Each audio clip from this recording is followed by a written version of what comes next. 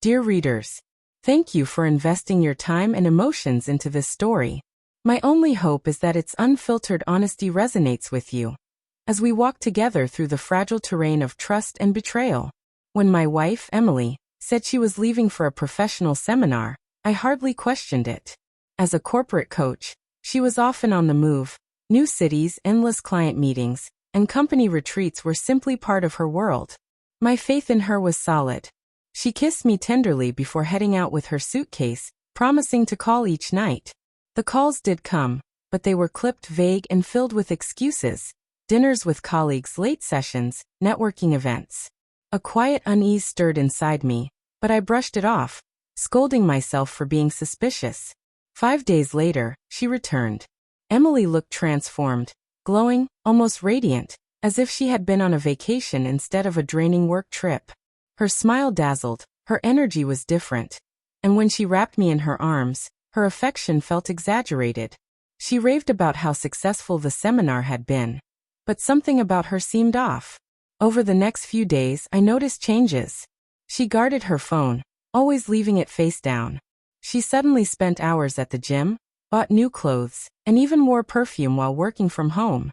Each small shift stacked upon the next. Still, I said nothing, convincing myself that the truth, whatever it was, would come out eventually. 2 weeks after her return, Emily complained of nausea and fatigue.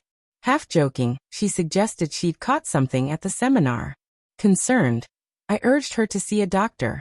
She agreed, brushing it off as stress, but when she came back from the appointment, her nervousness was impossible to ignore. She said nothing concrete, only that she was fine. A few days later, an envelope arrived, her medical results. Emily wasn't home, and against my better judgment, I opened it. What I read froze me in place. She had contracted an STD. My chest tightened, my world tilted. My wife had come home from that seminar with something no business trip could ever explain. That evening, when she walked in smiling, I sat at the kitchen table with the letter spread out in front of me. Her expression collapsed instantly. "Where did you get that?" she stammered. My hands shook, but my voice remained calm. "It came in the mail. Do you want to explain?" She stumbled through flimsy excuses. Unsanitary hotels, bad food, anything to avoid the truth.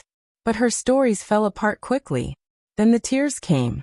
Finally, she admitted it. The seminar had been nothing more than a cover. She had spent those days with a man she'd secretly been seeing for months. The weight of her confession crushed me. It wasn't only the cheating. It was the deliberate deception, the rehearsed lies, the reckless disregard for my health and trust. She begged for forgiveness, swore it was a mistake, promised that she still loved me. But her words were hollow.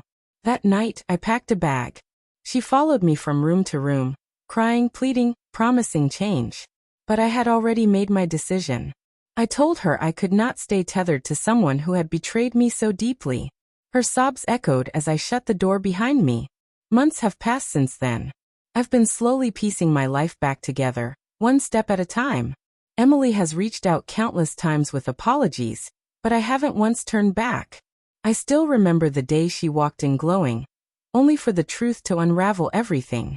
If this experience has taught me anything, it's that the brightest smile can sometimes conceal the darkest reality. Thank you for walking with me through this journey of heartbreak and rebuilding.